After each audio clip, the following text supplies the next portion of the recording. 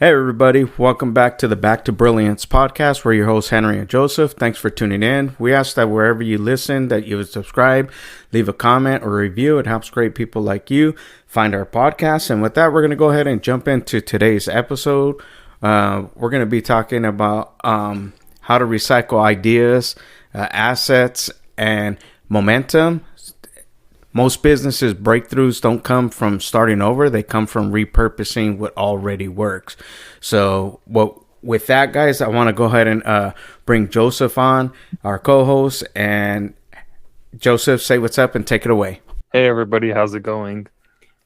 So today, I wanted to talk about, there's a lot of talk about AI is killing jobs, AI this, recession that, so much gloom and doom, and I hear it a lot, or the government shutdown is, causing issues. And I just wanted to make an episode that's focused on reframing these negative things, or these things that we say are negative, and how can we turn them into opportunities, right? Because that's a very important skill as an entrepreneur, trying to capitalize on not outcomes, but overlooked opportunities, right? So people are like, oh, AI is going to kill my job. Well, reframe it to, how can AI give me a job, or how can I make a job out of AI? Absolutely. And that's the thing we've talked about before, that there is a lot of, fear that tries to creep in, especially, and that's actually just doubt, so it's like, and a lot of people start to jump on that bandwagon. So yeah, we want to turn, these overlooked opportunities into leverage, and to see, there's a lot of things that got you here, and a lot of things. Yeah, AI is, it's not going to really take so many jobs. It's going to create more opportunities, but, I think the fear sometimes comes from having to learn. It's a new learning curve. It's new things that you have to jump into. So you got to train yourself, to see the opportunities that are around you. Yeah, there's going to be chaos. There's going to be these things that are going to happen, but those are going to happen irregardless. You know what I mean? So the thing is that you have to, recognize the patterns and start to see okay, what can I do to make myself better? And a lot of times, we overlook the simple things, sometimes we think been there, done that, but all you have to do is repurpose the things that you have at your disposal. The people that are available to you, they're there really to help you, so it's just it's the thing of reaching out, and just keeping your eyes open and looking for those opportunities. Yeah, exactly. And really, again, looking for the opportunity. And so, this episode, we want to talk about ways that we could reframe it. That way we could find some opportunity, right? And so some examples of that is look for market waste or inefficiencies or ignored customers, or ideas that companies may have abandoned, right? So for example, with the ignored customers, how we talked about Notion, the other episode, or a recent episode, where Notion was I'm sorry, not Notion, Canva. Canva is like a exact product, because a lot of what Adobe was targeting for was professionals, but not everyone is a professional, right? So it targeted all of the ignored customers of Adobe products, or people who could afford Adobe products, but they didn't want to bite the bullet because it's a lot of skill required to use Adobe products. So something that I've been looking into is how can I leverage my knowledge of AI to help me, right? So, nowadays people are using AI for all sorts of different things: a girlfriend, a therapist, this and that. And so how can you use AI to help yourself out and get, I won't say ahead of the curve, because now the curve is here, but how can you use it for yourself? And so, there's a lot of things that you can do for that. There's a lot of things that you can use AI for in your business. Absolutely. And that's the thing, using AI, our advice, my advice, I would say, is, use it as a, to sharpen your skills, so to speak, just to give you that little cutting edge, and make you just a little bit, more unique and stand out, for instance, I'm not an AI guru, but because I've been part of this community and, a lot of the things that I have learned from there amongst, watching videos and stuff like that. Currently, right now at the office that I'm renting, there is an attorney in there, and I'll just give a little quick story on this. And he came to me with the video, and it was, they told him that the video is AI generated, and he said no, it's a real video. So in his defense, he had to find a way to prove that the video was real. So with me using AI and just having that little understanding, I ran it through some tools and I was able to show, yeah, it's a real video. He did have to hire somebody, for forensics and stuff like that, and they proved it was a real video. So my point is us just having that little cutting edge, it kind of makes you a leader in that, and I'm not an AI guru. I do, telecommunications, but just having that just makes you the go-to purpose, So yeah, it's because I built those habits, of being interested in these things, because there's purpose for other people. So just making, always growing, always learning, always, expanding into different areas. So you understand when these things arise, you're able to help people. Exactly. And also, what are some transferable opportunities that others miss, right? Like Henry was just saying, that lawyer, or attorney, he really needed some help with AI, because he needed to legally prove in courts that it was actually a legitimate video. And so, now that AI videos are becoming such a big thing, well, now there's a market for proving, or for you being someone that can prove, or audit, I guess, videos, for people. That way, you can legally prove that they're real, right? So that would be an example of, a new ideas because of AI or because of a new trend.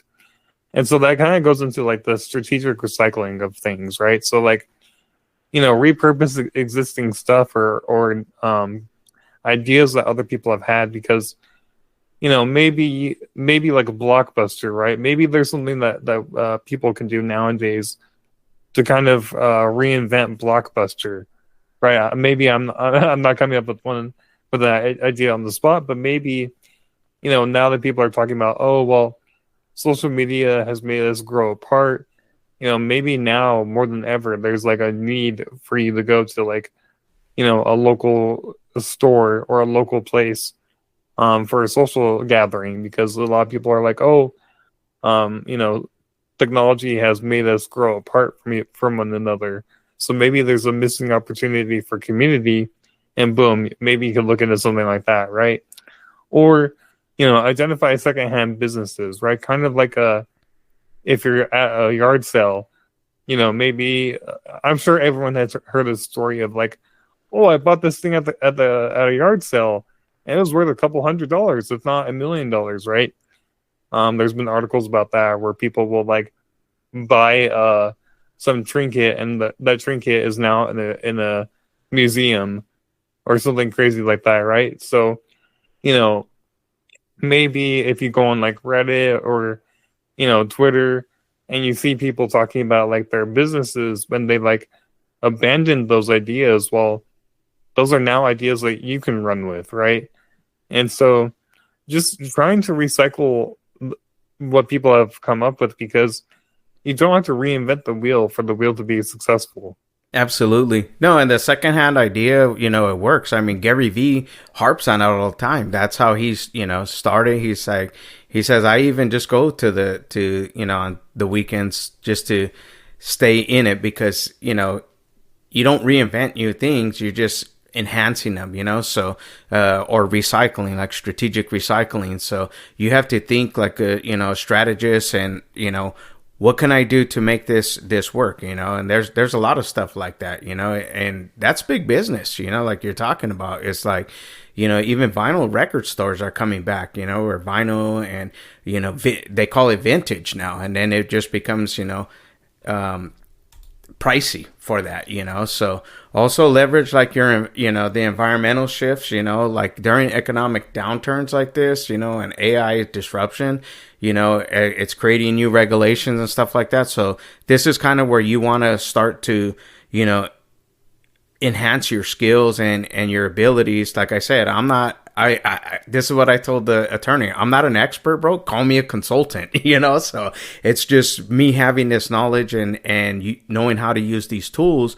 I was able to extract this information, but there's others that will take it to the next level, and it makes them an expert, right? So that's how it starts out. You learn something, you become a consultant on it, and then you keep doing it for many clients, you become the expert. Exactly. And don't fear external shifts, right? Again, people are saying like, oh, the government shutdown is a terrible thing. Well, now I'm sure that there's stuff that you could do that, a gap in the market, because people are like, oh, well, they're like, we don't have this X, Y, and Z the thing or the service anymore, or whatever the case may be, or whatever. Again, I'm not going to pretend like I'm familiar with that market, but whenever there's a shift in the market, there's always gap for growth. And for me, that's kind of what I'm doing in this current moment, where I've been focusing a lot on digital marketing, and I'm still pursuing that. That's my goal right now. That's like my my main vehicle. But like I realize and I recognize that you could program apps with AI, but that can only get you 80% of the way there. And so now what I'm doing is I'm trying to relearn programming. That way I can do that last 20%, because there's a lot of people who are now programming with AI, and they're releasing stuff, but it's broken, or there's a lot of things that make it a vulnerable app for hackers to hack into, or like they neglect that last 20%. So if I learn that last 20% before the market does, boom, now I'm able to not only create stuff for my own, but now I can even help people on coaching. Like, hey, I'm not even coaching, but I can make a whole YouTube channel about how to use AI to make apps the right way, right? Because again, there's a lot of people that are like, oh, I could just vibe code, and I could just make everything from AI, but it's not there yet. So I'm trying to capitalize off of that gap in the market, or maybe the market or the industry that you're in is afraid of AI. So maybe if you're not afraid of AI, then you can be one of the first people to come up with a tool that your industry needs. And so that's kind of what our next point is, or topic is, like, create value through being different, right? So, if you have a unique value or unique offer in, a market of everyone trying to be the same, we talked about not trying to reinvent the wheel, but, everyone is operating from the same wheel.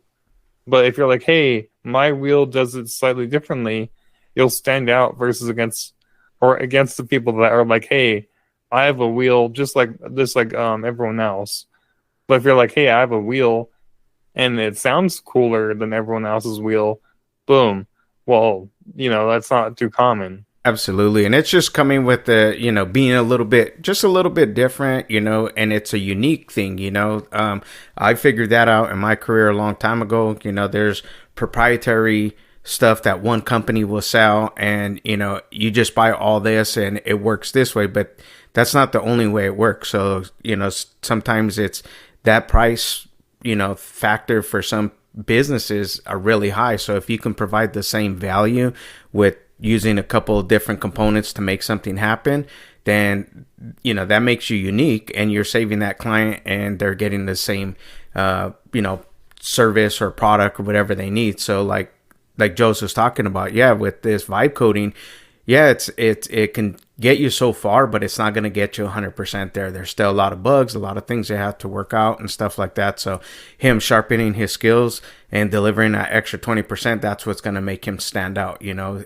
amongst the sameness that everybody else is putting the same prompts in and getting the same returns, you know. So, you know, embrace the technology that's around you, you know, and use it to help, you know, yourself and help others, you know, and in that, you know, you're going to start to see that you're going to attract more people to you because you're just, you know, you're universal. And in a time like this, when it's a down economy, there's always opportunity, you know, so don't fear like all these things. My advice is just get out there, sharpen your skills, make more money, you know, and that's going to eliminate that fear and worry of, you know, everything coming down on you.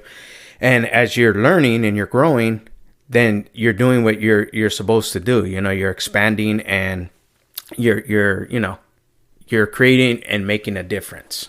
Exactly. Or, you know, be better or faster, cheaper or easier. One of those four things, if you could offer that, boom, you already have a market or you already have something on your side, right? So, you know, the example I'm giving is I'm going to be better because, again, I'm not going to skip out on the last 20%. Whereas some people may be, you know, hey, I could do it faster than you, but, the better and faster, you know, it really depends on the company or how you want to go about things, right? So, but if you can offer something for cheaper, boom, you have people who would want to buy. If you could do it for, you know, if you could do it easier than someone else, again, you'll have someone that will want to buy your service or your product.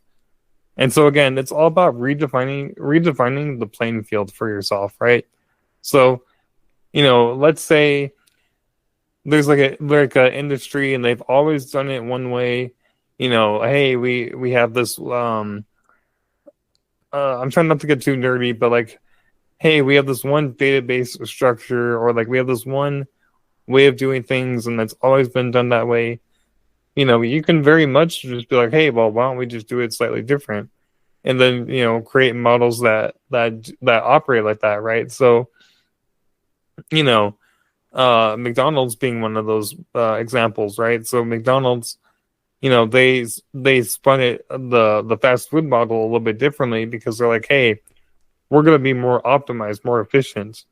And now that's the name of the game, right? And so, you know, basically you can innovate upon experience, emotion, or delivery model, not just like your core offer. Absolutely. And that's the thing, you know, redefining the playing field. You know, a lot of companies have done that. You know, I mean, we'll just use car dealerships as an example. They've always done things one way, and now you have these other guys that come in and disrupt. You know, you have like a Carvana that's like, hey, you could order your car online, try it out for 7 days, and if you don't like it, you know, give it back. And that right there, you know, is just an example that there's opportunity all over. I think sometimes what happens is that we just get so caught up in our world and everything that's coming down, we don't look out and see. And that's why it's important that you have your community, you have the people to inspire you, you know, podcasts like this, you know, to just help you to see, you know, even if it's just for a glimpse, that the little things you can do to make the biggest impacts, you know, in your life and in the lives around you and in business, you know. So it all just comes down to seeing opportunity, guys. You know, it's are you looking at the glass half empty or half full?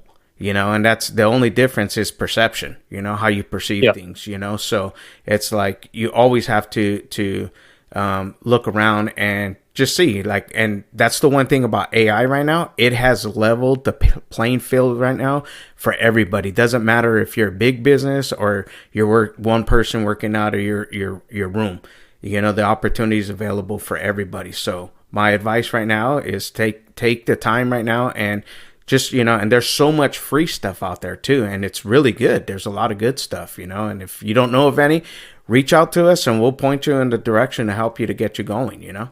Yeah, definitely. That's that's actually one of my passions is like pointing people in directions where they can benefit from, or like, Yeah. put them in a direction where they can learn something. And so, you know, something that Henry talks about is ready, fire, aim, right? So like, Hmm. it's all about execution, sales, and psychological endurance, because, in an age where everyone just wants everything done so quickly and instantly, you have to have a little bit of psychological endurance for these things, because it may not be instant, it may not be overnight, it may not be in a year, right? So, you could move fast, and launch small, or like, like you don't have to have 5 employees by the time you launch, right? So, just basically avoid perfectionism, because social media will be your feedback, right? So maybe you spent 2 months trying to perfect something, and no one else likes it the way that you do. Well, boom, that's the market telling you, hey, we like it, but we want it to be different. And so, you know, trying to avoid perfectionism is like a huge thing that I've been trying to overcome this year. Yeah, absolutely. That's the one thing that will, perfectionism is the one thing that will kill your creativity. So like in any business, even the iPhone, I'm always going to go back to this.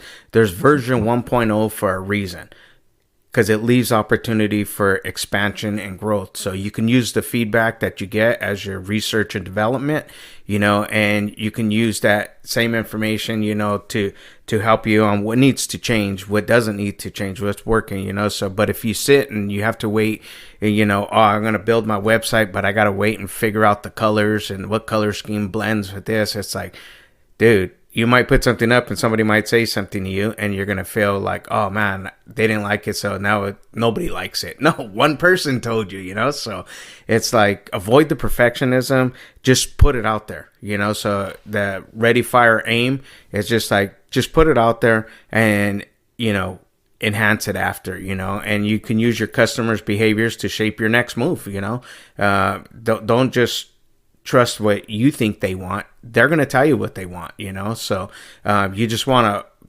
put it out there, get it going, and don't wait. You know what I mean? That's the key, is don't wait.